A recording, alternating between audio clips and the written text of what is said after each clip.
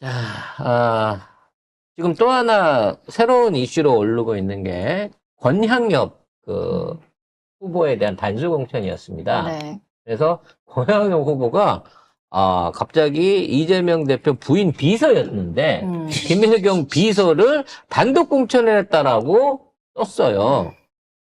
네, 지난 대선 당시 김혜경 씨를 보좌했던 권향엽 전 청와대 비서관을 공천한 걸 두고 사천 논란이 제기됐는데요. 이에 대해 민주당은 입장문을 내고 악의적 주장이라고 반박하며 법적 조치를 예고했습니다. 이 후보는 이재명 대표의 배우자 김혜경 씨와 아무런 사적 인연이 없고 단지 대선 선대위 배우자실의 부실장으로 임명됐을 뿐 비서도 아니라고 설명했습니다. 김대중 대통령 때부터 민주당에 있던 사람이에요. 30년 당직자예요. 23년이래, 네. 23년. 그러니까 비공식적인 것까지 하면 거의 30년 가까운 기간을 민주당에 헌신하신 분입니다. 이런 분이 이제야 출마를 할 수 있는 어떤 혜택을 받는다는 것도 난 너무 늦었다고 생각하거든. 근데 이분이 강남이나 이런 데 꽂히는 것도 아니고, 제 고향인 구례, 이쪽 지역에 이제 처음으로 여성으로서 단수 공천을 받았는데, 이걸 갖다가 김혜경 비서라고 얘기하는 거예요. 김혜경 씨가 공식적으로 비서를 줄 만한 위치에 있지 않았어요. 경기도지사 시절 비서 같은 비서라고도 인정을 하지만 대선 후보자 아니야. 후보자의 부인으로서 같이 유세를 해야 되니까 거기에 대한 관리와 스케줄, 그와 관련된 걸 관리하는 그쪽 부서의 일부장이었어요. 일부 직원이었어요. 근데 이걸 갖다가 비서라고 쓴 거란 말이야. 그럼 그런 식으로 따지면 청와대에서 근무를 했으니까 문재인 대통령 비서라고 해야 되는 거 아니야? 아니면 청와대 행정실 출신이다, 문파다라고 비난을 해야 되는 거 아니야? 이걸 갖다가 김혜경 씨 비서다라는 쪽으로 프레임을 몰고 갔다는 거죠. 이거 무조건 고발해야 됩니다. 네. 철저하게 이와 관련된 내용에 대해서는 이 기사를 입에 올렸던 국회의원이나 관련된 사람들 이거 한동훈이 해야 얘기해서 돼요. 커진 거예요. 그러니까 다른 기사에도 나고 그거를 한동훈이 받아가지고 얘기를 하니까 이게 엄청 커졌거든요. 그래서 어제 이재명 대표가 이 영등포 갑에 최현일 후보 지지 선언 왔다가 중간에 갑자기 긴급 기자회견을 해가지고 이 얘기를 한 겁니다. 그래가지고 민주당이 오늘 한동훈을 고발했습니다. 그리고 23년을 당직자로 헌신을 했다고 치면 누구보다도 당에 대한 애정이 깊고 공로가 큰 사람이잖아요.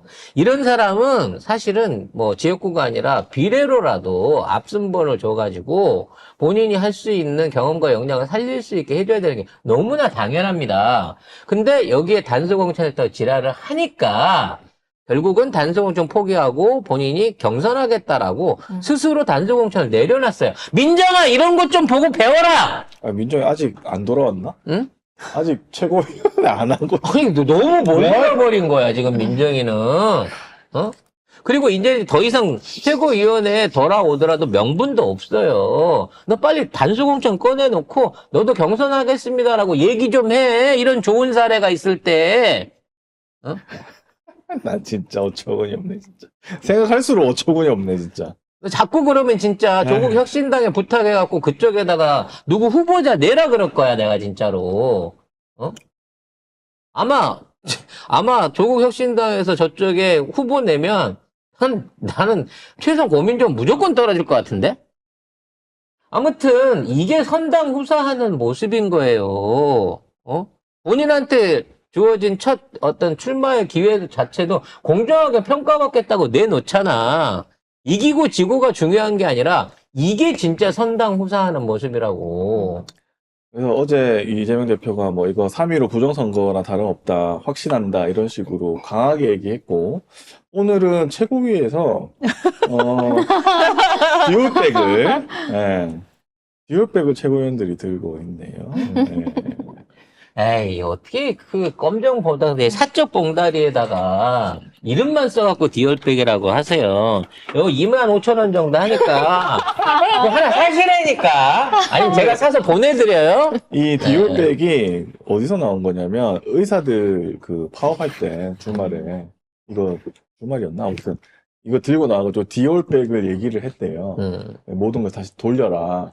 요거를 아마 민주당이 받은 것 같습니다. 오늘 얘기했다고 하니까. 네.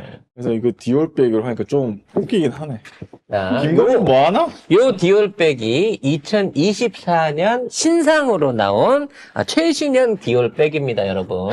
요 정도는 돼야, 그럼 어디 가서 만나나? 지금 아크로비스타가 폐쇄가 됐으니까. 네. 어디서 만나지, 진짜? 직접 가서 뭐 용산, 5층?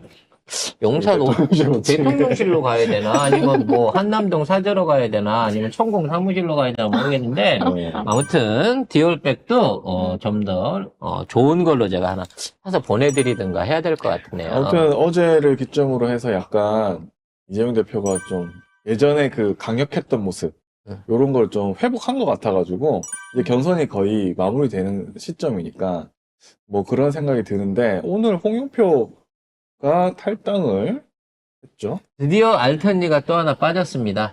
자기 생각으로는 이재명 대표의 라이벌, 경쟁자라고 생각했던 홍영표가 스스로를 경쟁자로 생각했던 홍영표가 경쟁 상대로 생각할 수 있는 거는 모르겠어요. 지역구가 부평이라서 가까워서 옆 동네 출마자라서 인천 부평이라서 그 정도를 빼놓고 나서는 헐. 사실상 거의 의미가 없는 자기 주장인 거거든요. 그러면서 오늘 탈당 선언을 했어요. 그래서 이제 어저께 문재인 대통령 사진 팔고 그래갖고 우리가 매우 분노했었는데, 오늘 탈당에 대한 내용이, 물론 이제 이재명 대표 비난도 있었습니다만, 문재인 전 대통령의 의중과는 무관하다라고 얘기를 한 거예요. 내가 보기에 문재인 대통령, 야, 문제 피우지 말고, 그냥 조용히 있어. 민주당하고 협력해. 라고 얘기를 한 것 같아. 근데 그 얘기를 안 듣고 지가 나갔잖아. 지멋대로 나간 거잖아요. 그럼 아마 나중에라도 문재인 대통령이 입장 표명할 수도 있을 거란 말이야. 그걸 생각해갖고 문 대통령하고 의중과는 무관하다는 얘기가 반대에도 불구하고 간다는 거 아니야. 그러면서 지가 무슨 문파의 대표래. 아니, 친문 좌장이라는 소리를. 아니, 도대체 무슨 친문자가 이렇게 많어? 네, 진짜. 이런 상황에서 임종석은 아파가지고, 아파서 안 한대. 전에 의원 못 도와주겠대. 그래서 아무것도 못 하겠대. 아니, 그런 사람이 무슨 선거를 나오려고 그랬대? 아니, 전날까지 가서 아침 저녁으로 인사하고, 똘마니들 모아갖고 쇼하던 건 뭐냐고. 왜 갑자기 아파, 선택적으로? 마음이 아파. 마음이? 마음이 너무 아파. 마음이 여려? 아파.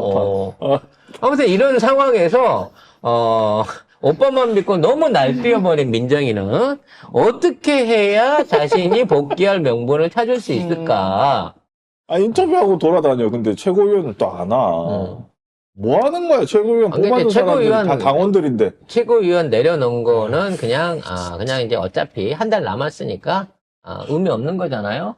없애버린 상황에서 우리는 끝까지 아직까지도 반성의 태도가 없으니까 우리가 딴 거 얘기하는 너한테 탈당을 하라 그랬니? 무슨 반성 기자회견을 하라 그랬니? 경선 한번 해보는 게 어떠냐라고 권했는데 그것도 안 받고 이렇게 갈 것 같으면 자 우리 이 낙선운동 계속 할 거예요. 더 강하게 할 겁니다. 본격적으로 준비하도록 하겠습니다. 나는 홍영표 탈당이 너무 다행인 게 나는 이제 8월 달에 또 저기 있대요. 당대표 뽑는 네, 선거가 맞아요. 있대요. 그러면은 자기가 이제 경쟁자라고 했으니까. 그러니까. 경쟁자라고 했으니까 혹시나 나올까봐. 당대표 선거에 나오거나 이렇게 할까봐. 근데 임종석이 아마 나올 거라는 그렇죠. 얘기가 있더라고요. 그래서 지금 임종석이는 나가는데 홍영표가 나가는 이유는 뭐냐? 임종석이가 자리를 안 물려줄 것 같으니까. 좌장 자리를 그놈의 좌장. 그 좌장 자리를 안 물려줄 것 같으니까 내가 나가서 내 정치하겠어 라고 나간 거죠. 문제는 이러고 나갔으면 제일 먼저 찾아가야 될 게 이낙연이어야 되는데 이낙연을 안 가고 서른이하고 뭉치겠다는 거야. 그러면 서른이랑 뭉치겠다는 얘기는 뭐냐? 서른이가 그토록 주장했던 야, 나 월급쟁이 안 해. 나도 당대당 통합해줘. 세력 대 세력으로 지분족을 했잖아. 그러면 더러운 미래는 김정민이 하나 있는 거고요. 지금 서른내는 이제 2명이 된 거잖아. 지분이 7대3으로 바뀌는 거예요. 이렇게 되면. 이낙연이 진짜 가능성이 있다고 생각했으면 서른도 그렇고 홍영표도 그렇고 이낙연이랑 어떻게든 지금은 손을 잡아야 될 때입니다. 혼자 있으면 춥고 배고프거든요. 무소속으로 나가게 되면 번호가 저 뒷번호야. 어? 아니 홍영표가 뭐 지역 활동을 잘해가지고 동네 주민들이 그냥 딱 보면 아, 이 사람 전에 우리 지역구에 있었던 홍영표구나라고 하지만 홍영표 하도 지역에서 안 돌아다녀갖고 홍영표 모르는 지역구 주민이 태반이라는 거야. 홍영표는 사실 골프로 또 유명해져가지고 골프 치고 뭐 없어. 저 뭐야 저기 사진 찍혀가지고 그때 근데 이름은 없고 근데 골프 치고 있고 이런 게 걸렸지 않습니까? 그런 것만 걸리는 그래서 거예요. 홍영표는 또다시 무소속으로 예를 들어 부평에다 출마하잖아요. 그러면 번호가 저 뒤에야. 그러니까 어떻게든 앞번호를 찾으려고 하면 더러운 미래를 가든 계약 전당을 가든 어디든 가서 3번 자리를 하는 당이한테 가갖고 자리를 빌어야 돼요. 어? 왜냐면 국짐한테도 못 간단 말이야. 이제 너무 늦어가지고 합류하기에 지금 너무 늦어가지고 그러면 결과적으로 무소속은 얘네들은 못 갑니다. 마지막까지 버티면서 3번 번호 싸움 할 때 마지막 보태주는 느낌으로 내가 하는 당이 3번 요거를 해주기 위해서 자기 몸값을 서른이랑 같이 키우고 있는 거예요. 이렇게 가면 내가 보기엔 서른이보다는 서른하고 홍영표가 이 더러운 미래보다는 이준석한테 가서 합류할 가능성이 훨씬 더 높다는 거야. 그쪽이 3번을 딸 가능성이 더 높으니까. 결과적으로 이낙연은 가면 갈수록 점점 더 새가 기울고 있다라는 예상을 해볼 수 있을 것 같습니다. 아무튼 어찌됐건 알텐이 또 하나 빠졌고요. 아, 좀 네. 나가서 다행히 좀 나가라 좀. 네. 아, 저는 이제 이제 숨어버린 그 권민정과 우리 임종석은 8월 달까지 조용할 거니까. 특히 이제 권민정은 이대로만 총선만 치러줘도 당선은 된다, 최소한. 라고 하는 믿음이 있을 거예요. 근데 여기에 어떠한 형태로든지 새로운 도전자가 나타나게 되면 권민정 당선도 네가 생각하는 것처럼 그렇게 확신할 수 없는 단계라는 점을 생각해 보세요. 이제 안민석이 기댈 수 있는, 안민석이란다.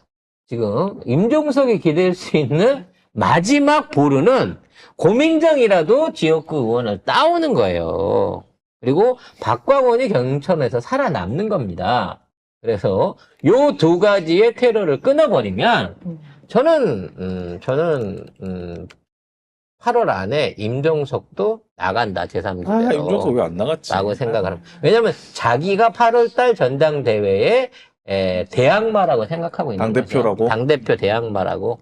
이게 반명의 거두다라고 언론에서 살짝. 아니, 친문 좌장이라 하겠지 또. 그러니까. 아무나 다 이제 좌장이야. 신문 좌장은 어렵고 이제 반명 좌장으로서의 자기 위치를 하겠다라는 차원에서 아마도 8월까지는 주둥이를 닫고 계속 아플 예정으로 기대할 수 있을 것 같습니다. 임종석은 99년에 들어왔는데 무슨 친문 좌장이에요 도대체. 아유 좀. 자, 경제 관련된 내용 좀 얘기를 좀 해봐야 될 것 같은데요. 잠깐 김영주 잠깐만. 김영주가 있었네요. 참. 웃고 가려면. 네. 요거 강서구청장 선거 때만 해도 윤석열 정부 심판한다고라고 질문하니까 제가 지도부가 아니기 때문에 제가 그때 거기 가서 유세를 한다든가 거기 참여하지 않았습니다라고 했잖아요. 했잖아. 아닌데? 목소리 부르고 저기 있네. 아닌데? 이렇게 열심히 했는데? 이거 뭐지? 왜? 그러니까 앞으로 어떻게? 국진당 그 빨간 잠바 입고 나서는데 이 사진을 들고 이거 누구예요? 라고 보여주면 도대체 따로 선거운동이 필요가 없을 것 같아요. 아니 그리고 이재명 대표가 얘기를 하기를 아니 경선해도 사실은 최현일 후보 그냥 이기는데 오히려 잘 됐다. 우리 당선은 최현일 후보 당선은 다른 당상이다 뭐 이런 식으로 얘기를 했거든요. 네. 제가 늘 말씀드리잖아요. 지금 얘가 민주당 안에 있거나 무소속으로 하게 되면은 표를 갉아먹을 위험이 있지만 국진당으로 나온 이상 우리는 꽃놀이패야 지금. 저쪽 지역위원장이 지금 쟤 떨어뜨리겠다고 난리를 치고 있다니까. 네. 분명히 큰 소리 칠 때 그랬대요. 뭐? 영등포에서 당원들 1,500명을 데리고 네. 국짐으로 합류한다고. 에휴. 그러니까 처음에 이제 국짐당 간단 말은 안 하고 자기가 1,500명은 당원을 가지고 있다. 탈당을 시킨다 그랬대. 미미한 수준이라고 합니다. 당연. 100명이 안 되나 봐요. 아니, 그리고 그냥 무소속이면은 그럴 수도 있어. 근데 국진당 간다고 하면 사실 민주당 찍다가 어떻게 국진당 갑니까? 그러니까 결국에는 민주당에서 하위 20% 컷오프 된 사람은 국진당에 가서 공천 받을 수 있는 수준인 거예요. 결국 그 수준입니다. 그러니까 국짐당 입장에서도 어차피 안 될 거, 그 마지막으로 그냥 그 꾸정물이나 한번 피워봐라는 차원에서 그냥 던져주는 거예요. 미끼로 던져주는 거. 만일 얘가 진짜로 출마해갖고 당선될 가능성이 있었던 사람이다. 그럼 주변에서 무소속 출마를 권하지. 국짐당 입당을 권했겠습니까, 기본적으로? 그치. 근데 그래서 국짐당을 권유한 놈도 바보고요. 이거를 받아들이는 것도 한동훈도 바본 거예요. 진짜 수류탄 안전핀 뽑고 저쪽 내무반에 들어간 거라고. 너무 감사한 일이 아닌가 싶습니다. 네. 네.